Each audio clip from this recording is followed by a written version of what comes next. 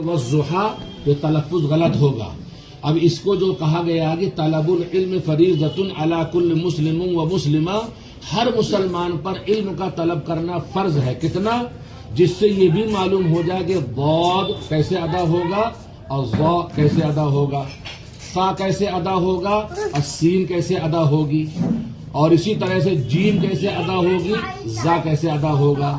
تو اگر یہ کہہ دیا جائے کہ تمام مخرجوں میں یعنی حرف کے نکلنے کی جگہوں میں جتنا سخت مخرج اس کا ہے جس کا آپ نے سوال کیا ہے، اس سے اتنا کسی اور حرف کا نہیں ہے.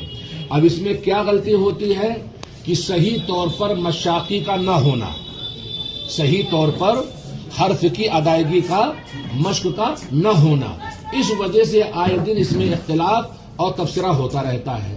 اور جب آدمی زبان کی جڑ کی طرف کے کنارے کو اوپر کے ڈاڑھوں سے لگائے گا کوئی اختلاف نہ ہوگا اور صاف لفظ واضح ہوگا.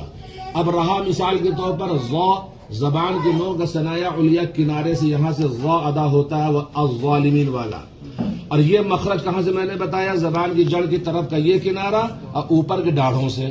تو دیکھو کتنا فرق ہے، زبان کی جڑ کہاں ہے، اوپر کی ڈاڑھ کہاں ہے. اور الظالمین والا زبان کی نوک کا ثنایا علیہ کنارہ یہ ہے. تو حرف کا مخرج ادا ہونے فرق ہوا نہیں، فرق ہوا. اب اس میں دو باتیں غود کو اور ضا کو ادا کرنے کے لحاظ سے دو باتوں میں فرق ہے. ایک تو مخرج کا اور ایک ولضالین جب کہا جاتا ہے تو اس میں امتداد ہوتا ہے آواز کی ادائیگی میں، یعنی شروع مخرج سے لے کر یہاں سے آخر یعنی زواحق تک آواز میں امتداد ہوتا ہے، تو اس کو کہتے ہیں استطالہ.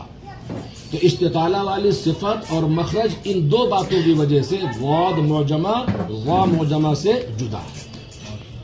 اب اگر کسی نے کہا پہلا ہے تو ناظرہ، زبان کی جڑ کی طرف سے اوپر کے ڈاڑھوں سے ناظرہ، اور اس کے معنی فوراً ہے ناظرہ، تو دیکھو فرق سمجھ میں آ رہا ہے. ناظرہ ناظرہ، الظالمین اور عذاب.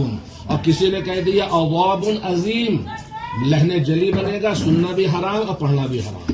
اب چاہے یہ کام میں کروں چاہے آپ کریں، اتنا فرض ہے سیکھنا کہ غال کیا ہے اور غا کیا ہے، دال کیا ہے اور دوسرا غاد کیا ہے. بات سمجھ میں آئی؟